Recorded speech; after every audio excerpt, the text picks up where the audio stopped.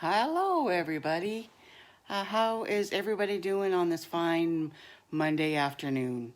And I'm in Alberta, Canada, and it's a little bit overcast, but it's what is it? It's plus 7 degrees Celsius out, so it's not too bad. So we know that spring is on its way, which is you gotta love that, right?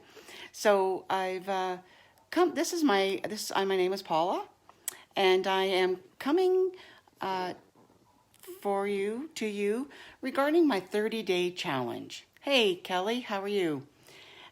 So this is my 30-day challenge. As if you did see my one. Hi, Teresa. Well, thank you. I love this scarf too. It's one of my favorite. So I'm just coming on to talk about. We're supposed to tell about a personal story. And so, this was a little hard, and I wasn't sure exactly what I wanted to say or what I wanted to talk about. But what I've decided, I wanted to tell you a little bit about our family in a certain way. So, my middle son, who is now 26, was born with a major physical deformity. Unfortunately, whatever. It affects his face and how he looks. And growing up and going out in the public and and doing things was extremely hard for him. But you couldn't ask for a stronger, determined kid. He just would go out and just tackle the world. He still does. And so I wanted to talk a little bit about how it affected us on how things were in the when we went out in the public. So when we all do it. It's not like it's it's human nature. We all take a second look if we see somebody that's different, or we take a second look if we see somebody with a broken leg or their arm in a sling. You know it it's really amazing how much that people look and take that second look, which that's human nature. What got to me was the stares and the gawks and would go around and try to get another look at him. And we ignored it on the most part. But I just wanted to give a little bit of advice to people. You know, I know it's a little hard to go up to somebody, and say, hey, hey, hi, I would just like to know a little bit more about you, or I feel for you, or you want more info, so what's going on.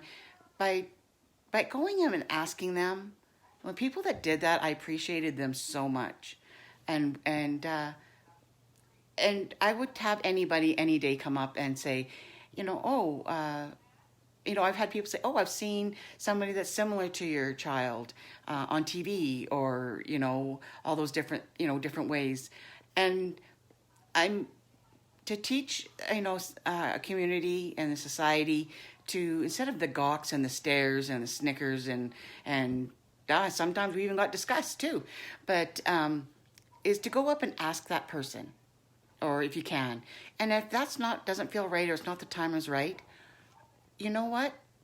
Give a little bit of a little smile, kind of nod your head or whatever, and saying, you know what, life's good, it's okay.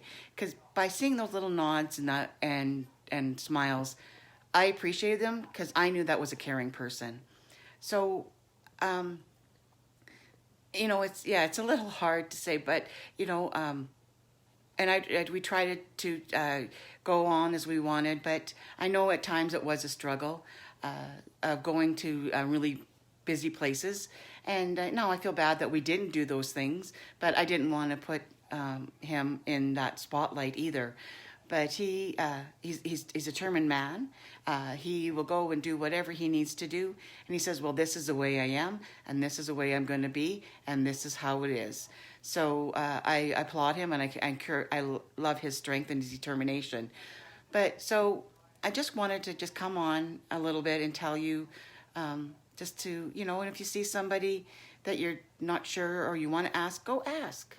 And you know what? If you have young children and they're asking you, don't shoo them away, because you might. Oh no, come on, you got to go. Because if you do that, that's showing them that there's something wrong, and something bad. And let them be inquisitive. Let them be caring, and just come up and ask. Kids have the simplest little questions, and they just want to know simple little things. I remember several years ago, we were coming out of a recreation facility, and we've been there all winter on and off. And a good friend of mine, her little boy, all of a sudden said, "Well, what's wrong with his face, or whatever?" And Mom was, of course, like a little bit embarrassed. And like, I said, "Oh, that's okay." And so I knew this boy loved video games. I knew my son loved video games. So I said, "Hey, what kind of video games? I heard that you like video games. What kind do you like?" And he had told me what he wanted. I said, "Hey, he loves them too." And this kid's eyes got wide. "Really?" And then everything was fine. They love those simple little things. They're just being them. They just want to know.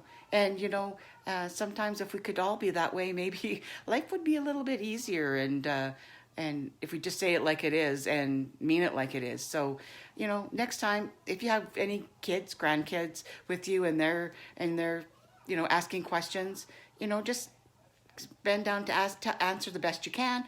Or if you're able, go up to that person and ask them. Because you know what? I always say knowledge is power. So I thank you guys for coming on. I see there's been a few. Hi, Yitka. And hi, Auntie Muriel. So I just wanted to come off, and it was just something that always has been my pet peeve. And I know it's human nature to do it, but if we can go over that next hurdle, as I've said in previous things,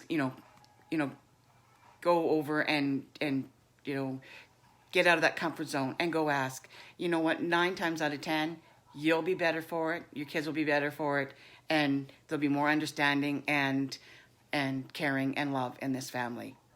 Hi, Teresa. And so I'm just take that time and ask those questions, give that little smile or nod, whatever you can do. And I thank you guys for listening. So I will continue this tomorrow. I'm not exactly sure what I'll be talking about, but we'll find something and we'll continue on. So I thank you guys again for watching, and I will see you guys tomorrow.